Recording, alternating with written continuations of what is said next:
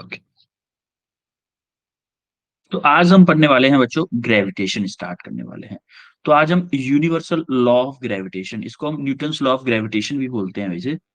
तो आज हम इसका फर्स्ट लेक्चर पढ़ने वाले। तो आज हम क्या क्या पढ़ेंगे? Gravitational force, universal law of gravitation, vector form of gravitation force, और उसके ऊपर कुछ क्वेश्चंस करने वाले हैं। तो स्टार्ट करते हैं। सबसे पहले बताओ मेरे को, ग्रेविटेशन होता क्या है? आपको कैसे पता चला ग्रेविटी की भाई ये ग्रेविटेशन के कारण हो रहा है? कैसे पता लगेगा? कोई सर जैसे एग्जांपल हो हम आपके पास? किसी भी सर हम किसी भी ऑब्जेक्ट को ऊपर की तरफ फेंके तो सर वो नीचे की तरफ आएगा, तो सर ग्रेविटेशनल फोर्स के कारण नीचे की तरफ आएगा। यस, बिल्कुल सही बात है। बिल्कुल सही बात बोली कि कोई भी अगर ऑब्जेक्ट हम अर्थ से ऊपर की साइड, जैसे आप देख पा रहे होंगे, पेन में अगर ऊपर फेंक रहा हूँ ऐसे ऐसे, पेन को अगर मैं ऊपर फेंकूं, क्या ये नीचे की तरफ आएगा? ऐसे फेंकूंगा ऊपर की, नीचे की तरफ आएगा अपने आप। तो कोई भी ऑब्जेक्ट अगर मैं ऊपर की तरफ फेंकता हूं तो वो अर्थ की तरफ आता है। अर्थ की तरफ ही क्यों आता है? अर्थ से दूर काहे नहीं जाता? क्योंकि उसको एक ग्रेविटेशनल फोर्स, जैसे आप देख रहे हो, सारी चीज अर्थ अर्थ पे, अगर आप अर्थ से दूर फेंकोगे तो अर्थ पे दौड़ते हुए अर्थ की तरफ आते हैं वो। It is a force of attraction between any two bodies due to their mass. Actually ऐसा वो नहीं है कि भाई ऐसा कुछ नियम हो। एक्चुअली में हर एक मास, आप हिमाचल में बैठे हुए हो, एचपी में बैठे हुए हो, मैं यहाँ आगरा में बैठा हुआ हूँ, हमारे बीच की डिस्टेंस मान लो 500 किलोमीटर। एक्चुअली में मैं खुद, मेरा मास मान लो 65 kg, आपका मान लो 45 kg, ठीक है? तो मेरे और आपके बीच में भी एक अट्रैक्शन फोर्स लग रहा है। एक्चुअली में मेरे और आपके बीच में भी अट्रैक्शन फोर्स लग रहा है। यही है हमारा यूनिवर्सल लॉ ऑफ ग्रेविटेशन। तो हम किसी भी ऑब्जेक्ट को ऊपर की तरफ फेंकते हैं, वो हमारे अर्थ के ऊपर आता है, लौट के अर्थ पे ही आता है। किस वजह से? क्योंकि हमारा हर एक मास एक दूसरे को अट्रैक्ट कर रहा होता है, अपनी तरफ खींच रहा होता है, अपनी तरफ खींच रहा होता है। उसी को हम क्या बोलते हैं? ग्रेविटेशनल फोर्स बोलते हैं। आ रही बात समझ में? Yes sir. Yes sir. अब देखो, हर प्लानेट अलग, इसीलिए आपने देख सुना होगा कि हमारे मून पे जो ग्रेविटेशनल फोर्स कम होता है, सन का ज्यादा होता है, जुपिटर का ज्यादा होता है। क्यों होता है भाई? उनका मास ज्यादा है ना, उनका मास ज्यादा है। तो अभी आपको समझ में आएगा कि कैसे ग्रेविटेशनल फोर्स मास पे डिपेंड करता है। ये भी धीमे धीमे समझ में आएगा आपको। ठीक है, तो बढ़े आगे। Yes yes sir. Sir. Okay, तो अब हम आते हैं यूनिवर्सल लॉ ऑफ ग्रेविटेशन पे। सबसे पहले यूनिवर्सल लॉ ऑफ ग्रेविटेशन क्या होता है? एक्चुअली में मान लो कि दो मासेस हैं आपके, कोई एक m1 मास है, एक m2 मास है, और उनके बीच की डिस्टेंस है आपकी r। उनके बीच की डिस्टेंस r है, तो उन दोनों के बीच में एक अट्रैक्शन फोर्स। देखो, ये मास जो m1 है, वो m1 को m2 खींचेगा f फोर्स से, सेम फोर्स से m1 खींचेगा m2 को f फोर्स से, सेम फोर्स से खींचते हैं दोनों के। और ये किसके प्रोपोर्शनल होता है? ये ग्रेविटेशनल फोर्स जो होता है डायरेक्टली प्रोपोर्शनल होता है प्रोडक्ट ऑफ देयर मास के, और इनवर्सली प्रोपोर्शनल होता है इनके बीच की डिस्टेंस के स्क्वायर के। ऐसा कहीं कहीं और भी सुना था, कहीं और भी ऐसा कुछ लॉ सुना था हमने। कोई याद, कोई बताएगा? अच्छा आप, सॉरी सॉरी सॉरी सॉरी, आपने अभी नहीं सुना होगा ना, आप तो 11th के हो। मैं 12th में भी आपका यही चल रहा है ना, 11th वाला सिलेबस चल रहा है, तो मैं उसमें फ्लो में आ गया। ठीक है, आप सुनोगे 12th के फर्स्ट चैप्टर में ही आपका कूलाम्स लॉ आएगा। उसमें भी वो चार्जेस आएंगे, चार्जेस के डायरेक्टली प्रोपोर्शनल होगा और उनके बीच की डिस्टेंस के स्क्वायर के इनवर्सली प्रोपोर्शनल होगा। तो आप 12th में जाके इस लॉ का द्वारा से नाम सुनोगे। ठीक है, तो हमारा होता क्या है कि जैसे कोई मास है और दो मासेस के बीच की डिस्टेंस मेरी आर है, तो उनके डिस्टेंस के स्क्वायर के इनवर्सली प्रोपोर्शनल उनके मास के प्रोडक्ट के डायरेक्टली प्रोपोर्शनल होता है हमारा ग्रेविटेशनल फोर्स। तो उसको हम क्या कर रहे हैं, दोनों को एक इक्वेशन बना देते हैं। एक इक्वेशन बना दी तो इसका देखो, ये है इसका स्टेटमेंट, ये है इसका statement. Every particle of matter attract, ये जो मैंने बोला है वही चीज लिखी हुई है। अब होता क्या है, प्रोपोर्शनैलिटी साइन उठाने के लिए हम एक कांस्टेंट लेके आते हैं जिसको हम बोलते हैं जी। कोई बताएगा जी क्या होता है? स्कूल में हुआ भी है ना, जी क्या होता है? कोई बताएगा क्या? Gravitational constant. Gravity, universal gravitational constant. एक और जी आएगा, अभी स्मॉल जी भी आएगा, आज नहीं आएगा, कल आएगा। तो इसको हम बोलते हैं G is a constant of proportionality. Actually में इस प्रोपोर्शनैलिटी को हटाने के लिए प्रोपोर्शनल ये आया था जी, उसको नोन एज क्या बोलते हैं? Universal gravitational constant. तो हमारे को एक फॉर्मूला मिला कि G F is directly F equal to G M1 M2 divided by R square. ये फॉर्मूला बहुत इंपॉर्टेंट, बहुत इंपॉर्टेंट। अब ये देखो, फोर्स है तो इसकी डायरेक्शन भी तो होगी, होगी कि नहीं? फोर्स तो वेक्टर क्वांटिटी होती है ना। Yes sir. यस। बोलो। तो अभी हम आगे देखेंगे, इसकी वेक्टर फॉर्म भी देखेंगे। तो इसकी प्रॉपर्टी देखते हैं भाई, प्रॉपर्टीज क्या क्या होती है, एक एक करके प्रॉपर्टीज देखते हैं। देखो सबसे पहले property, gravitational force between two bodies acting and reaction in pair, acting as reaction pair, action reaction pair, acting and action and action reaction pair का मतलब क्या होता है? आपको याद है न्यूटन का थर्ड लॉ बताया था, जैसे दीवार में मुक्का मारो, दीवार भी आपके ऊपर उतना ही मुक्का मारेगी, उतनी ही पावर से मुक्का मारेगी। Yes sir. एक्शन रिएक्शन का पेपर पेयर होता है कि अगर कोई आपको जिस फोर्स से खींच रहा है, आप भी उसको उतने ही फोर्स से खींच रहे हो। That is forces are equal in magnitude but opposite in direction. क्या यही था हमारा? ये हमारे इक्वल इन मैग्नीट्यूड थे एंड अपोजिट इन डायरेक्शन थे। ठीक है भाई, फर्स्ट स्टेटमेंट होगा। सेकंड देखते हैं, the gravitational force between two bodies is independent of nature of medium. किस मीडियम में रखे हुए हैं का इस पे भी डिपेंड नहीं करता। ये जो फोर्स है ग्रेविटेशनल फोर्स, आप अगर पानी के अंदर भी हो, आप भी पानी के अंदर हो और मान लो मैं भी पानी के अंदर हूं, तो उन दोनों के बीच में ग्रेविटेशन, हम दोनों के बीच में जो ग्रेविटेशनल फोर्स लगेगा, एयर में हो तब भी उतना ही लगेगा, पानी के अंदर हो तब भी उतना ही लगेगा। ये मीडियम पे डिपेंड नहीं करता है। जैसे थर्ड को देखोगे, gravitational force is negligible on lighter bodies. अब देखो लाइटर बॉडीज पे निग्लिजिबल क्या मतलब, क्या होता है कि G M1 M2 divided by R square होता है। देखो जब मेरा एम बहुत ही छोटा हो, ये एम बहुत छोटा मतलब क्लोज टू जीरो होगा, क्लोज टू जीरो होगा, और मान लो कि क्लोज टू जीरो है इसका, तो ये वैल्यू भी तो इसका मल्टीप्लाई जब इसमें करोगे, मान लो ये 0.0001 हुआ, तो इसकी वैल्यू भी तो जीरो के आसपास आ जाएगी। तो उसमें बोलते हैं कि जो ग्रेविटेशनल फोर्स होता है वो जो लाइटर मास की बॉडीज होती है, जैसे अभी आप आगे पढ़ोगे इलेक्ट्रॉन, प्रोटॉन, न्यूट्रॉन, इन पे बहुत कम निग्लिजिबल लगता है, इनको हम निग्लेक्ट करते हैं। एक्चुअली ग्रेविटेशनल फोर्स जो लगता है ना, वो massive bodies like star and planets पे लगता है। बहुत बड़ी बॉडीज होती है, उनके मास बहुत ज्यादा होते हैं। एक्चुअली में ऐसा होता है क्या कि मोबाइल आपके हाथ में है, मोबाइल का भी मास है, आपका भी मास है, मोबाइल आपको अपनी तरफ खींच ले या मोबाइल को आप खींच लो अपनी तरफ, ऐसा होता है क्या कभी? No sir. नहीं होता ना, क्योंकि ये छोटे मासेस की वैल्यूज, छोटे मासेस पे ये वैल्यू ज्यादा डिफाइंड, ज्यादा हैवी वैल्यू नहीं आ पाती है उसकी। इसीलिए ये जो ग्रेविटेशनल फोर्स की वैल्यू है, ये वीक फोर्स है, एक्चुअली वीक फोर्स है। ये भी देखें, देखो it is a weakest force among all forces but it has long range force. Long range force मतलब क्या है भाई? देखो अर्थ और सन के बीच में भी ग्रेविटेशनल फोर्स लग रहा है, पढ़ेंगे आगे चल के अभी हम इसी चैप्टर में। अर्थ और सन के बीच में लग रहा है, अर्थ और मून के बीच में भी ग्रेविटेशनल फोर्स लग रहा है। तो ये क्या है? लॉन्ग रेंज फोर्स है, लॉन्ग रेंज। ये आपके बोर्ड में भी आ सकता है actually. It is a conservative force in nature. Conservative किसको बोलते हैं भाई? कोई बताएगा कंजर्वेटिव किसको बोलते हैं? कंजर्वेटिव, नॉन कंजर्वेटिव, दो टाइप के फोर्स होते थे। जो इनर्शियल एंड कंजर्वेटिव जो पाथ पे डिपेंड नहीं करता। क्या बेटा? इनर्शियल एंड फाइनल पोजीशन पे डिपेंड करता है। जिसका वर्क डन। जो पाथ पे कंजर्वेटिव फोर्स उसको बोलते हैं जिसका वर्क, जिसका वर्क पाथ पे डिपेंड नहीं करता। और नॉन कंजर्वेटिव उसको बोलते हैं जिसका डिपेंड वर्क करता है। पाथ पे डिपेंड करता करता है। है। तो ये जो फोर्स है वो क्या है? कंजर्वेटिव फोर्स है, इसका वर्क डन पाथ पे Conservative. डिपेंड नहीं करता।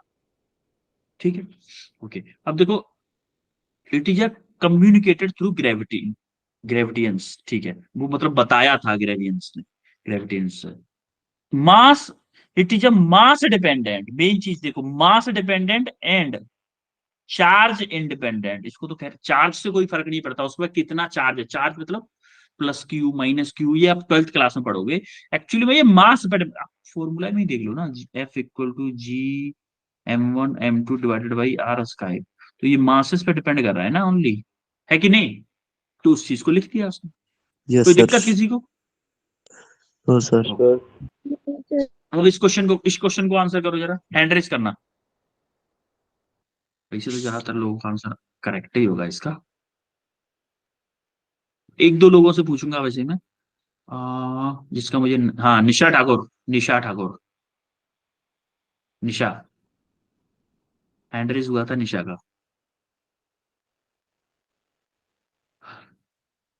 किशोर सोनी, ऑप्शन है। Option A. Himmat, option A. Preet, yes, option A is correct actually. कि हमारा फॉर्मूला क्या है, F equal to G m1 m2 divided by R square. तो जो मेरा प्रोडक्ट ऑफ मास के उसके डायरेक्टली प्रोपोर्शनल है, F is directly proportional to m1 m2 और F is inversely proportional to are square. तो मेरा option A is the correct answer. ठीक है, अब देखो यूनिवर्सल ग्रेविटेशनल कांस्टेंट, जो हमारा जी आया था भाई, उसके बारे में थोड़ा सा पढ़ लेते हैं, क्या है जी, क्या वैल्यू है उसकी, क्योंकि उसके बाद क्वेश्चन भी आने वाले हैं। तो हमारा एफ क्या होता है एक्चुअली में, G m1 m2 divided by R square होता है कि नहीं? Yes sir. चलो, तो हमारा जी की वैल्यू निकालते हैं यहाँ से। जी क्या आएगा, F R square divided by m1 m2 आएगा कि नहीं आएगा? F R square divided by m1 m2। अब देखो, एफ की यूनिट क्या होती है, एसआई यूनिट क्या होती है इसकी, न्यूटन, एफ की यूनिट न्यूटन हो गई।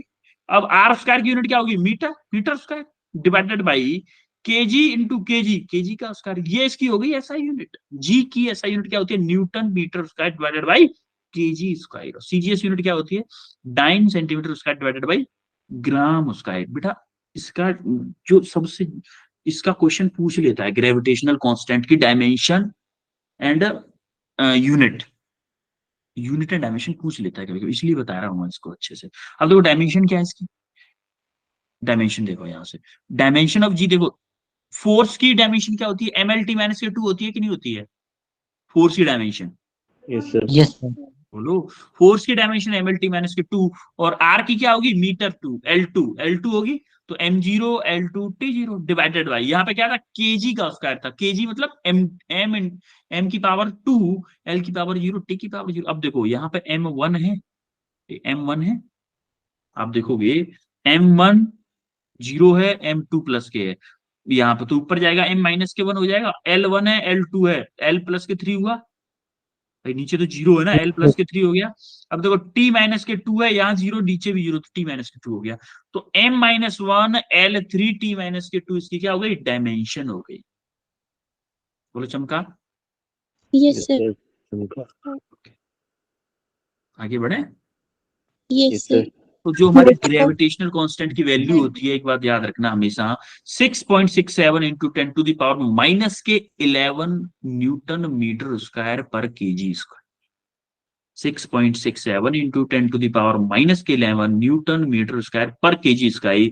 और जब हमारी डाइन मतलब सीजीएस यूनिट में बात होती है, तो हमारे 6.67 टू माइनस के 8, 2 पावर कम हो जाती है, सॉरी 2 पावर बढ़, 3 बढ़ जाती है, माइनस के 8 है ना, माइनस के 11 है, ये छोटा है ना, माइनस के 11 ये बड़ा है, तो 9 सेंटीमीटर पर ग्राम स्क्वायर हो जाता है।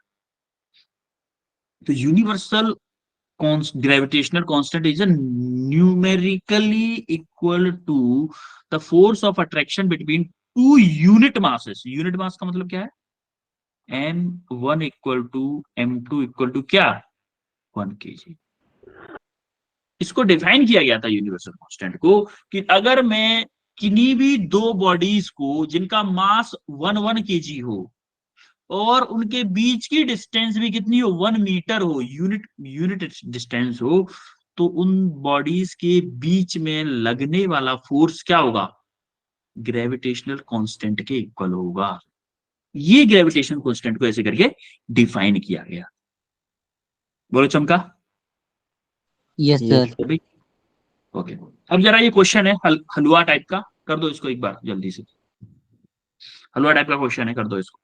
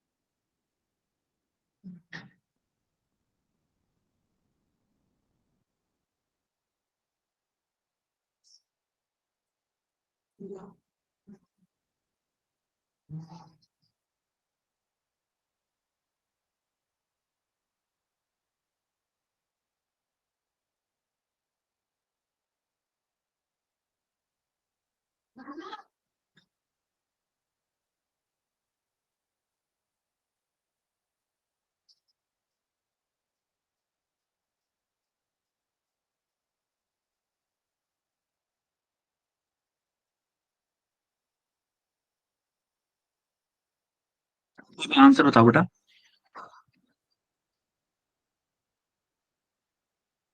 है 6.67।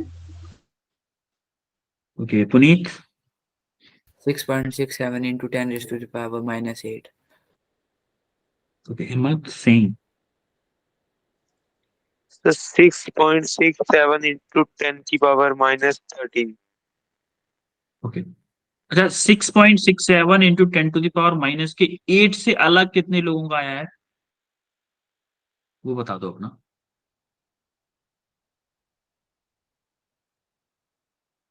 सबका यही है same. No sir. No sir. हाँ बेटा आप बताओ, आपका क्या है बेटा। वरुण आपका क्या है। सर 5। ओके पूर्वा आपका क्या है पूर्वा। So 6.67 into 10 raised to power minus 13. अच्छा -13 है आपका, ठीक है। ओके चलो देखते हैं इसको, क्वेश्चन को देखो बोल क्या रहा है भैया।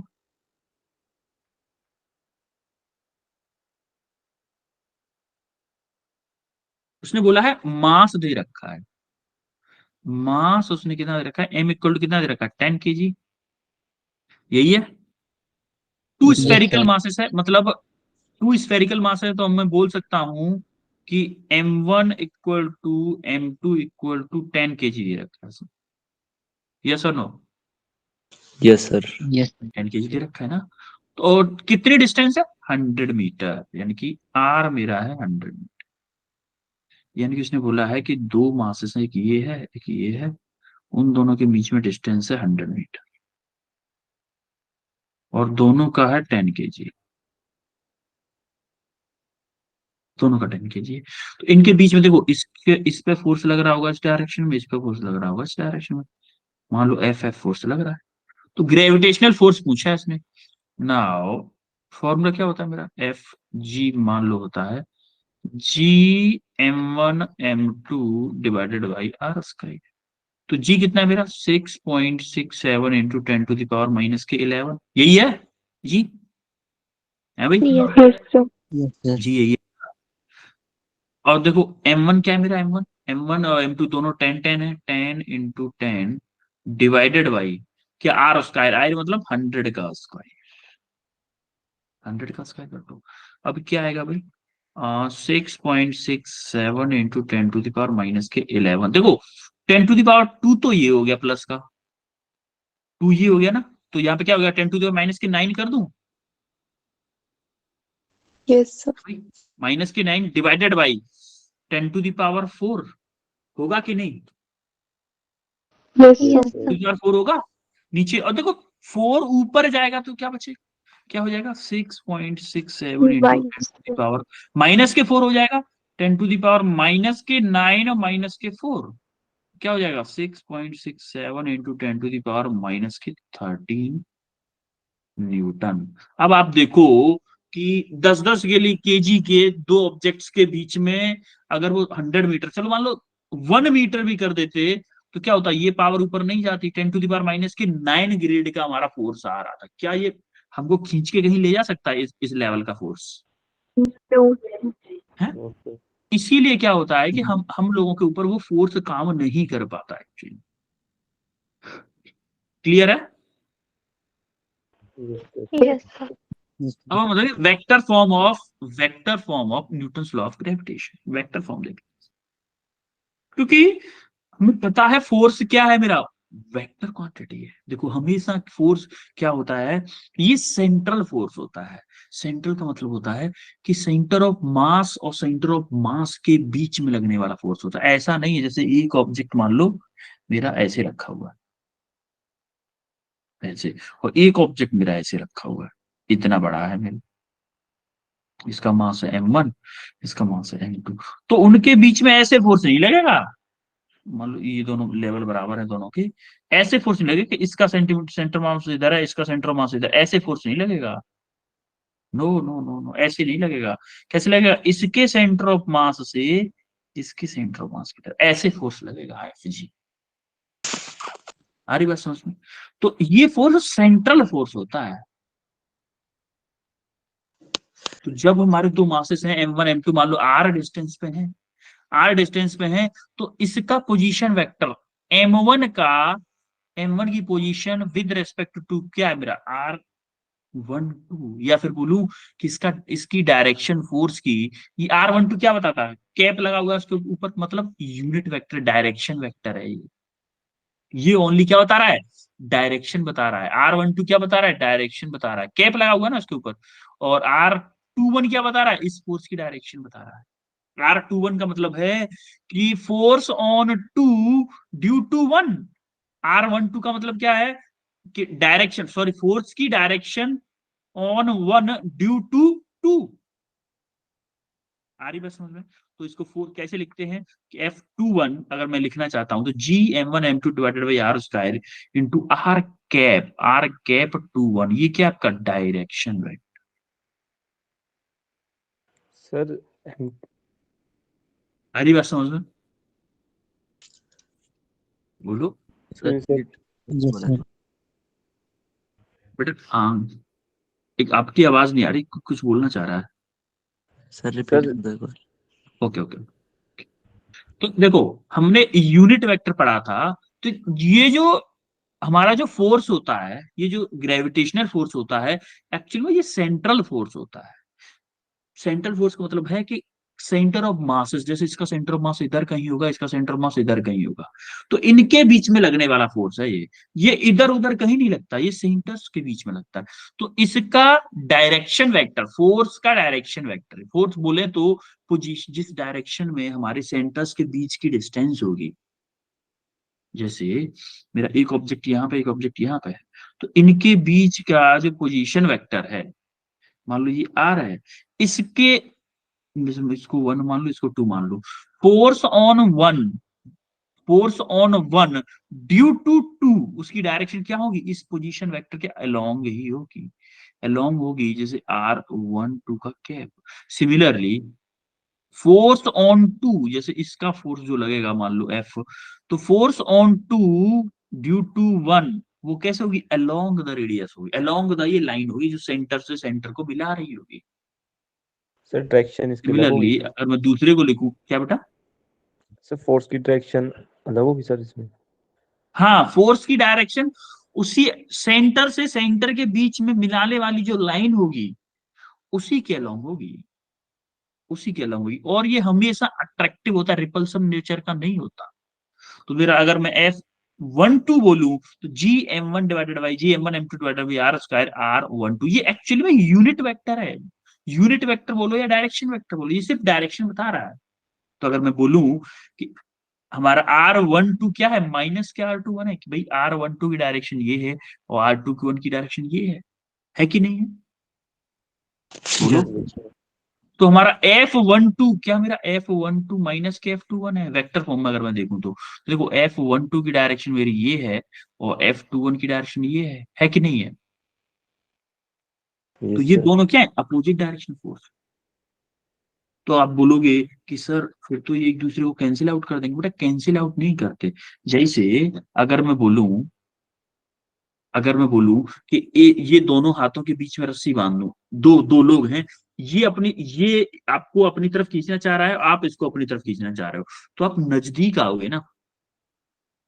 अगर एक दूसरे से दूर भागते, रस्सी से बंधे हुए हो और दूर भाग रहे हो, तब दिक्कत हो सकती है, लेकिन आप तो नजदीक आओगे। तो ये अट्रैक्शन फोर्स होता है।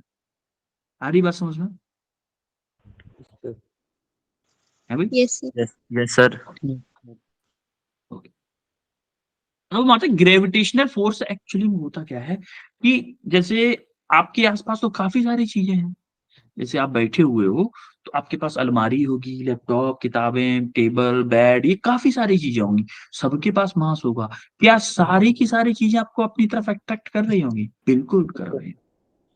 और ये सब लोग क्या करते हैं, जैसे किसी एक मास को अपनी अपनी तरफ सब लोग अट्रैक्ट करते हैं, तो उन सब का मान लो अगर मुझे किसी एक मास पे फोर्स निकालना है, तो उन सब का फोर्स एल्जेब्रिकली या फिर वेक्टोरियली बोलो, वेक्टोरियली ऐड होता है। जरा देखो कैसे वेक्टोरियली ऐड होता है। जैसे अगर मेरा मास कोई M1 मास पे है, कोई फोर्स लगा निकालना है मेरे को, तो मान लो कोई M2 मास है जो कि R12 पे है, R12 पोजीशन वेक्टर है उसका, डायरेक्शन वेक्टर मतलब उसकी डायरेक्शन बता रहा है।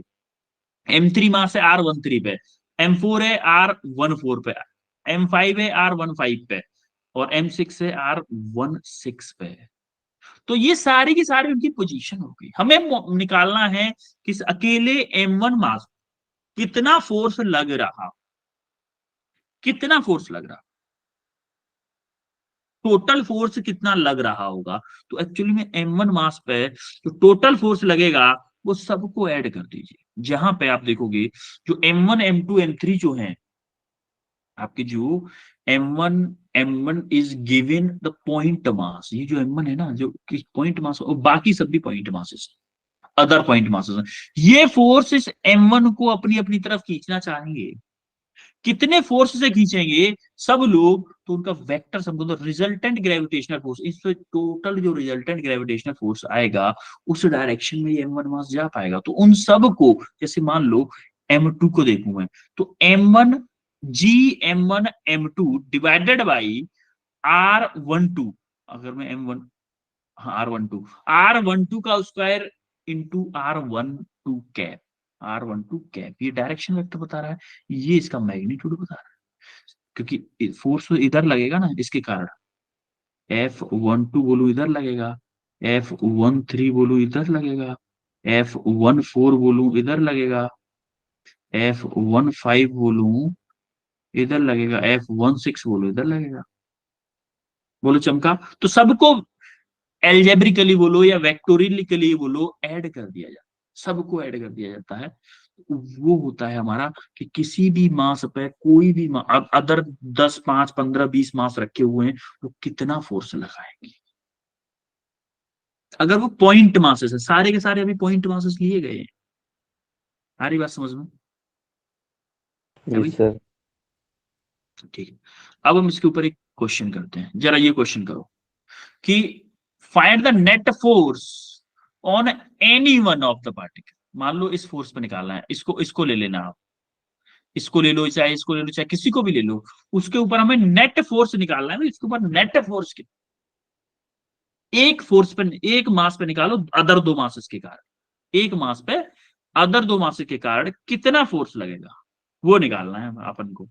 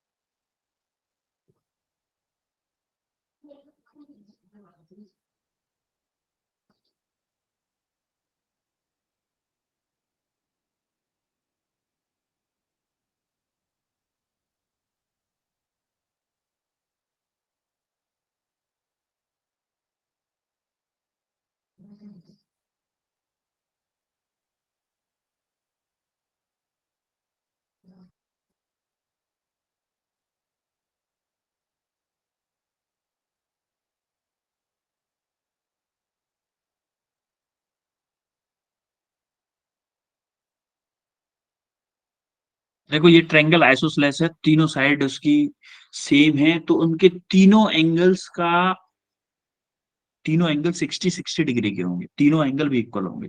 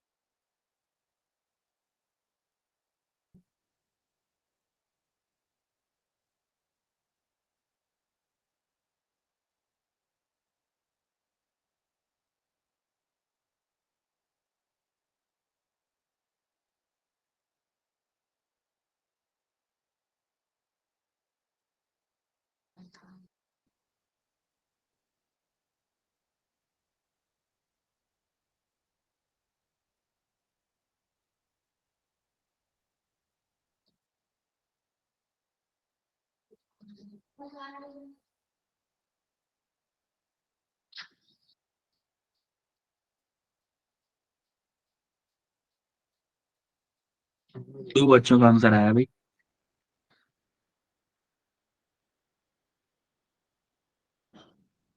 अपूर्वा आंसर बताओ बेटा, अपूर्वा √3f क्या है बेटा? √3f f की वैल्यू √3gm² ठीक है। किशोर सोनी g/3a²। कितना? V/G/3 3a²। 3a²। Okay. Varun sir 2.11 is equal to 10 to the power 11. Okay. Puneet 2m। 2m। Okay. Abhishek Sir, 4gm² / 3a²। Okay. चलो देखते हैं। देखो एक्चुअली में होगा क्या, जैसे आपका सारे के सारे वो हैं, जितने भी यहाँ पे मासेस हैं, वो मासेस क्या कर रहे होंगे, ये मान लो हमें इस मास के अलोंग निकालना है, इस मास के अलोंग, क्या हर एक मास के बीच की डिस्टेंस a है? तो Yes, देखो sir. एक्चुअली में ये मास मान लो, ये हमारा बेस बेस है, इसको 1 मान लेते हैं, इसको 2 मान लेते हैं, ठीक है। क्या ये m1 मास है, वो m मास को इस डायरेक्शन में खींच रहा होगा? ऐसा कलर चेंज कर लेता हूँ उसका मेरा,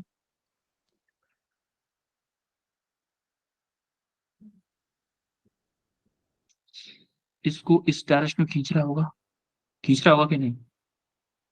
yes sir.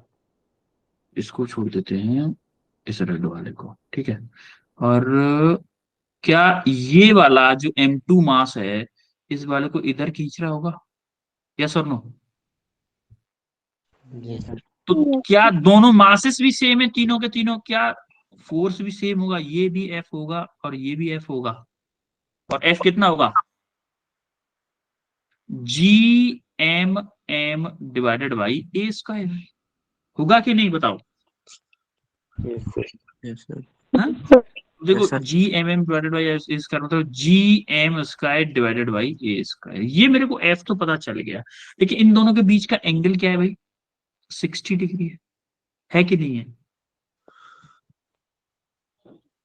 yes sir, yes sir. Okay, अब मेरे को एंगल भी पता चल गया 60 डिग्री, और मेरे को फोर्सेस भी पता चल गए। तो मेरे को अच्छा 60 डिग्री एंगल है, मेरे को एक बात बताओ, दो फोर्सेस हैं, एक ऐसे है मेरा एफ फोर्स, एक ऐसे कोई फोर्स लग रहा है, ये भी एफ है, और उनके बीच का एंगल है 60 डिग्री।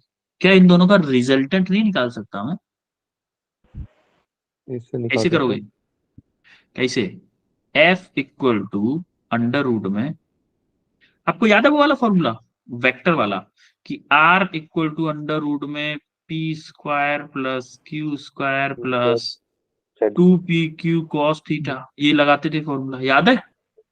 Yes, sir. yes वही Yes. फॉर्मूला लगाओ, वही फॉर्मूला इसमें लगाओ। तो हमारा अभी मान लो रिजल्टेंट आर है, पी क्यू क्या है मेरे? एफ एफ है दोनों। तो अंडर रूट में f स्क्वायर प्लस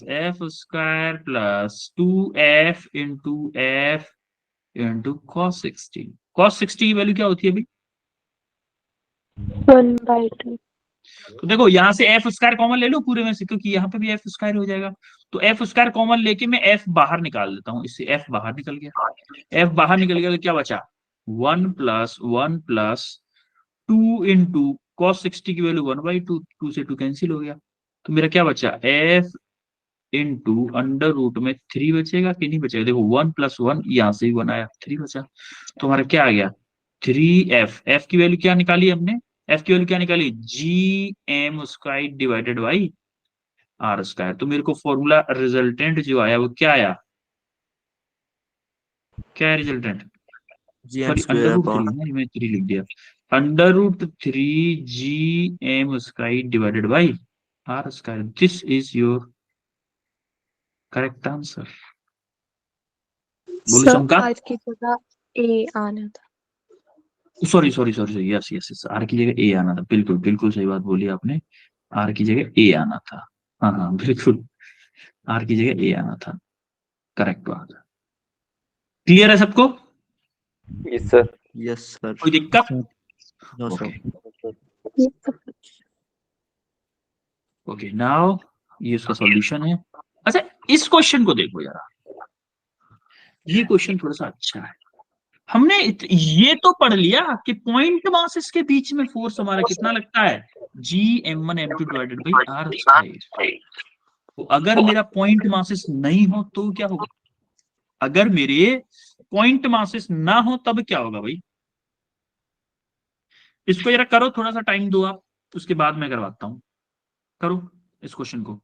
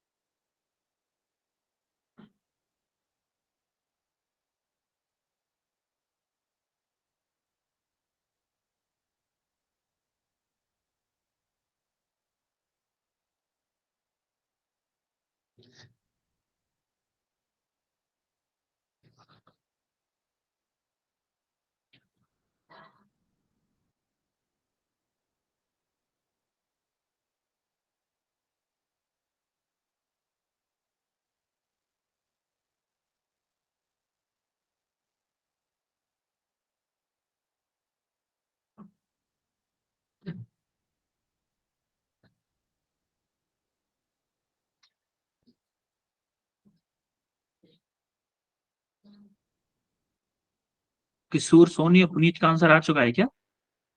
तो पहले Yes, आता हैंड रेज। अच्छा, आ चुका है इस क्वेश्चन का? शायद सर। पुनीत बताओ बेटा क्या आंसर आया है? ML square upon R square 12। R² 12। Okay.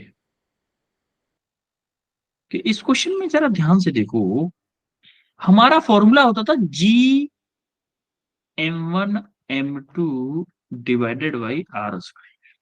ये फॉर्मूला होता था हमारा। तो हमारे जो M1 M2 होते थे वहां पे तो कंसंट्रेटेड मास होते थे।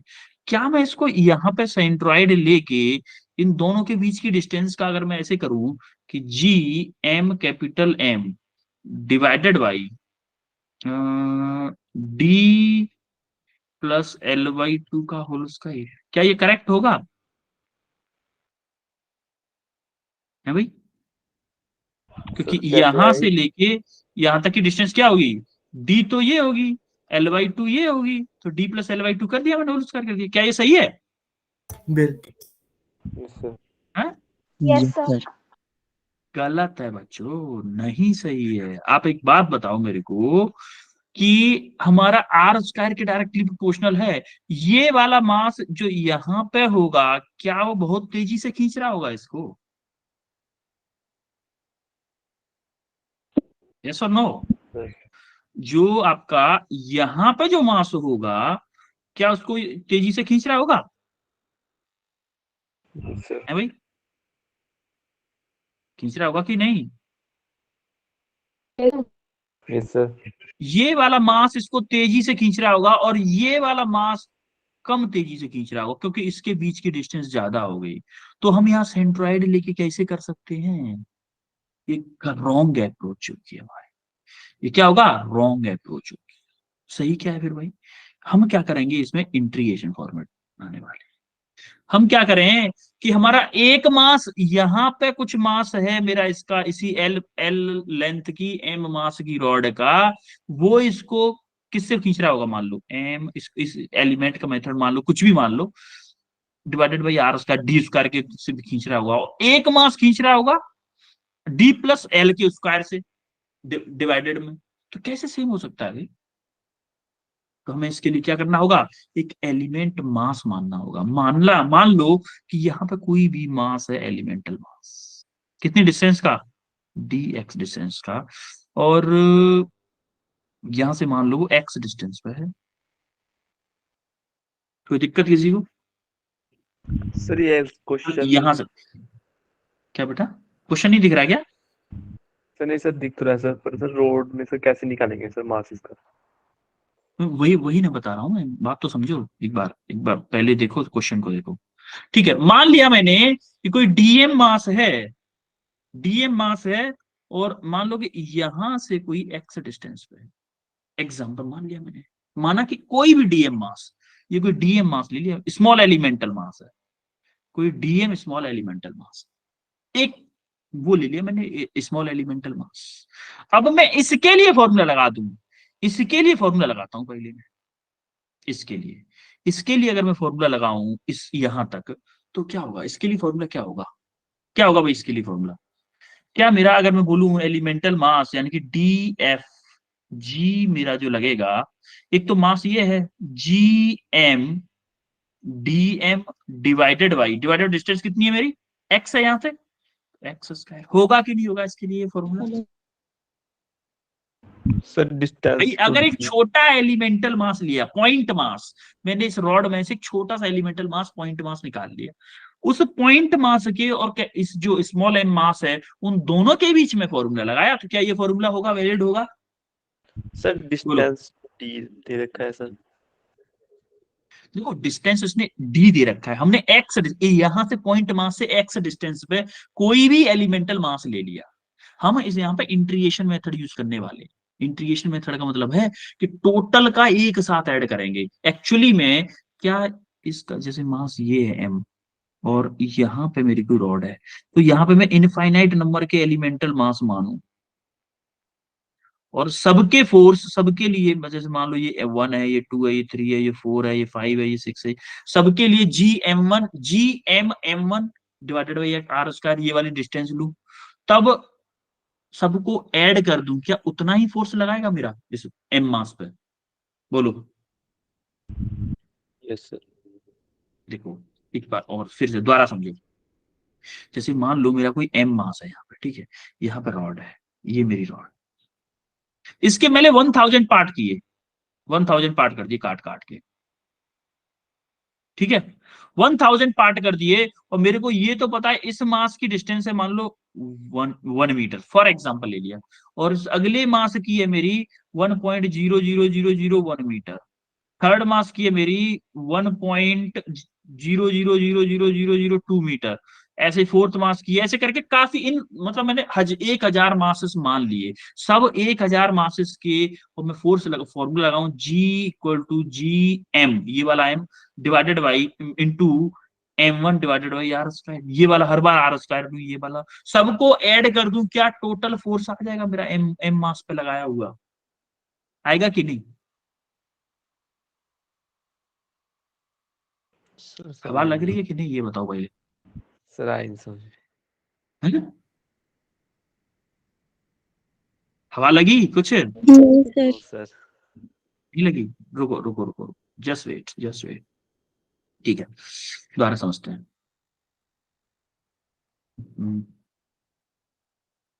हम्म, जैसे हमारा मास क्या, फोर्स क्या लगता था, जैसे मान लो ये मेरा एक पॉइंट मास था, ये मेरा m1 था, ये मेरा इन दोनों के सेंटर में ऐसे एक फोर्स लगता था, ऐसे फोर्स लगता था, मेरा फोर्स क्या था? G(m1)(m2) divided by R. ये फोर्स का फॉर्मूला था हमारा, क्लियरली था कि नहीं था? Yes sir. Yes sir. अब मेरा एक पॉइंट मास है यहाँ पे मेरा m, और यहाँ पे एक रॉड, यहाँ पे एक रॉड, चलो मैं इस रॉड को 5 पार्ट में तोड़ रहा हूं, अभी मैं सिर्फ और सिर्फ 5 पार्ट में तोड़ रहा हूं, माना कि एक पार्ट ये है, एक ये है, एक ये है, ऐसे 5 पार्ट में तोड़ा। इस पॉइंट का, इस पार्ट का सेंटर ऑफ मास मेरा यहाँ पे है, और ये वाली डिस्टेंस मेरे को दे रखी थी 1 मीटर, और माना कि यहां से लेके यहां तक की डिस्टेंस है मेरी कितनी? 1.01 मीटर। सिमिलरली इस वाले का यहाँ पे है, ये m2 है, ये 2 है, ये 3 है, ये 4 है, ये 5 है, ये 6 है, ये 1 है, ठीक है। तो आप यहां से लेके मान लो इसकी डिस्टेंस है कितनी मेरी? 1.00 सॉरी 02 है मान लो, इस थर्ड वाले की है 1.03। अब सिमिलरली अगर मैं टोटल फोर्स निकालना चाहूं इस एम मास पे, तो मेरा क्या होगा? Gm, ये मेरा 1 का मास m1 डिवाइडेड बाई 1.02 का स्क्वायर, 01 का सॉरी 01 का square, plus Gm into m2, ये m2 डिवाइडेड बाई 1.02 का स्क्वायर, प्लस 3 वाले को m3 डिवाइडेड बाई 1.03 का स्क्वायर। होगा कि नहीं होगा सबका एडिशन करके? कितना फोर्स लगेगा इसके ऊपर? Yes sir. Yes sir. है? अब मेरी रॉड है भाई, आप किसी भी पार्ट को नहीं बता सकते कि उसका सेंटर कहां पे होगा, तो हमने क्या किया, पॉइंट मास लिया, बहुत छोटा एलिमेंटल मास लिया, जिसका सेंट्रोइड मान लिया कि हमारा जो एम था, एम मास था, उससे एक्स डिस्टेंस, तो उसके लिए हमने फॉर्मूला लगाया कि Gm, ये वाला m इंटू डीएम जो एलिमेंटल मास माना है मैंने, डीएम डिवाइडेड बाई एक्स। अभी हम क्या करने वाले हैं कि इसको इंटीग्रेट करेंगे यहां से लेके यहां तक, तो हमारे सारे के सारे एलिमेंटल पार्ट ऐड हो जाए। आ रही बात समझ में? मैथमेटिकल टूल में ये मेथड पढ़ाया था मैंने आपको। Yes sir. बच्चों हवा लग रही है कि नहीं? Yes sir. लग रही है सर। लग रही है सर। Yes sir. ओके, हटाओ इसको, ठीक है, इसको हटा देता हूं फिर मैं, क्योंकि इस पेज पे सॉल्व भी तो करना है अपन को।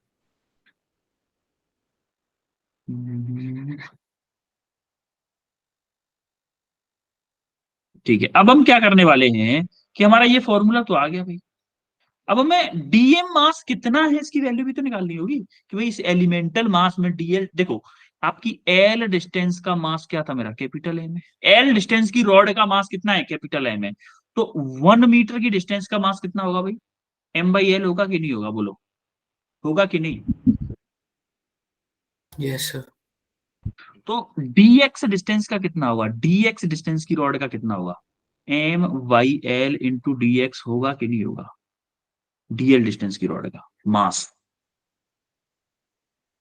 Yes sir. तो ये वैल्यू किसकी है मेरी, dm की वैल्यू है। आई बात समझ में कि नहीं आई, ये dm की वैल्यू कैसे निकाली है मैंने यस सर। यस बच्चों, सर। हाँ यस सर। क्लियर है यहां तक। Yes Yes, sir. yes, sir. ठीक है, बात बताओ मेरे को कि अगर मैं यहाँ पे डिफरेंशिएट इंटीग्रेट कर दो इसको, इसको इंटीग्रेट करो कहां से कहां तक, जीरो से एफ तक, जीरो से एफ तक D F G equal to, G मेरा कांस्टेंट है, जी एम कांस्टेंट है, जी एम को बाहर रखो, जी एम। अब हमारा इंटीग्रेशन, अच्छा ये देखो हमारा एक एक्स इक्वल टू कितने पे है, एक ऑब्जेक्ट एक्स इक्वल टू कितने पे, डी पे है, इस मास का एक मास डी पे है, क्या एक मास डी प्लस एक्स पे यहां पे है कि नहीं है, एक कॉर्नर इसका डी डिस्टेंस पे है, क्या एक कॉर्नर डी प्लस एक्स पे है, डी प्लस एल पे, सॉरी डी, ये डिस्टेंस डी यहां से यहां तक डी प्लस ये डिस्टेंस एल है कि नहीं है। Yes, sir. तो हम क्या करेंगे, इसको डी से लेके डी प्लस एल तक इंटीग्रेट करेंगे, और डीएम की वैल्यू क्या है, capital M upon L D X divided by क्या, एक्स स्क्वायर। अब क्या हो जाएगा, एम बाई एल कौन क्या है, कांस्टेंट है, तो हमारा G capital M small M, sorry ये वाली स्मॉल एम है, small M capital M by L into D से लेके कितना तक, डी प्लस एल तक, क्या D X divided by X square. कोई दिक्कत किसी को यहां तक, नो सर। ठीक है। अब हमें क्या करना है, सिर्फ यहां पर इसको इंटीग्रेट करेंगे तो क्या आ जाएगा, एफ जी आ जाएगा, ग्रेविटेशनल फोर्स। तो हमारा क्या होगा, F G equal to G M capital M divided by L into, इसको इंटीग्रेट करेंगे तो क्या होगा भाई, एक्स की पावर माइनस के टू है, 1/x⁻², तो ऊपर जाके क्या हो जाएगा, सॉरी प्लस के टू है ना, ऊपर जाके माइनस हो जाएगा, x⁻²। इंटीग्रेशन में क्या होता है, पावर क्या होती है, Add, multiply, plus डिवाइड 1. होती है पावर, पावर डिवाइड होती है और एक पावर बढ़ जाती है। तो एक्चुअली में x⁻²के साथ क्या होगा, x⁻² plus 1 divided by -2 plus 1, क्या होगा, x⁻1 डिवाइडेड बाई -1 होगा कि नहीं। तो x⁻1 का मतलब क्या है, क्या माइनस के 1/x आएगा इसका इंटीग्रेशन, यस सर। बोलो। तो क्या आएगा, माइनस के 1/x इसका इंटीग्रेशन आएगा, क्या आएगा, d से d प्लस एल। जरा इसको आगे सॉल्व करते हैं, जी इसको इधर कर लेते हैं, G M capital M divided by L into, देखो अपर लिमिट अप्लाई करो, देखो माइनस को इधर लेता हूं, बाहर ले लेता हूं माइनस को, और d प्लस एल क्या होगा, 1/d plus L minus 1/d, LCM लो दोनों का, माइनस के G capital M small M divided by L, और क्या होगा, एलसीएम लेंगे क्या आएगा, डी प्लस एल, तो डी तो इधर चला जाएगा, डी माइनस एल इधर, डी प्लस एल इधर आ जाएगा, तो माइनस के डी माइनस के एल, तो देखो डी से डी कैंसिल हो गया, माइनस के एल अपॉन ये होगा, तो देखो एल माइनस के है, माइनस माइनस प्लस, और एल से एल कैंसिल हो जाएगा, तो हमारा बचेगा क्या, एफ जी इक्वल टू बचेगा G capital M small M divided by D into D plus L. बोलो कोई दिक्कत किसी को, this is No, your sir. Answer. बोलो चमका कि हवा निकल गई सबकी आज इस क्वेश्चन में। ये थोड़ा सा अच्छा क्वेश्चन लिया था मैंने, जानबूझ के थोड़ा सा अच्छा क्वेश्चन लिया। हवा निकल गई क्या, है भाई, नो सर। निकल गई, सब पूरा दिमाग घूम गया दिमाग तो घूमेगा बेटा, दिमाग तो घूमेगा, क्वेश्चन थोड़ा सा ट्रिकी था, लेकिन ट्रिकी क्वेश्चन करना भी जरूरी है। ठीक है फिर बच्चों, अभी आपका एक क्वेश्चन और था वैसे, इसको आप होमवर्क में करके आएंगे, ये होमवर्क में करिएगा क्योंकि टाइम आपका ऑलरेडी ओवर हो चुका है। तो आज हमने क्या क्या पढ़ा जरा बताओ। बोलो। Gravitational force. Gravitational Law of force पढ़ा है, gravitation. और उसका ग्रेविटेशन पढ़ा है, और क्या पढ़ा है, वेक्टर फॉर्म देखी है, Universal law of gravitation. हाँ यूनिवर्सल लॉ ऑफ ग्रेविटेशन वही है, वेक्टर फॉर्म देखी है, और क्या किया है हमने, Questions. Question, sir. क्वेश्चंस की। ठीक है, कोई दिक्कत आज की क्लास में? No, अभी sir. ये आपके लिए होमवर्क है, 5 क्वेश्चन, 5 क्वेश्चन होमवर्क के सॉल्यूशन भी हैं आपके पास, तो इसको करके आइएगा। फिर नेक्स्ट क्लास में मिलते हैं। आपकी 2-3 मिनट 4-5 मिनट एक्स्ट्रा खा लिए मैंने आज, कोई दिक्कत नहीं। Okay, Bye, sir. Thank you. Bye everyone, Thank you, sir. Bye, sir. You welcome, Bye, sir. Good night, sir. Bye, Thank you, sir. Thank you, sir. you Sir, good night, welcome. sir.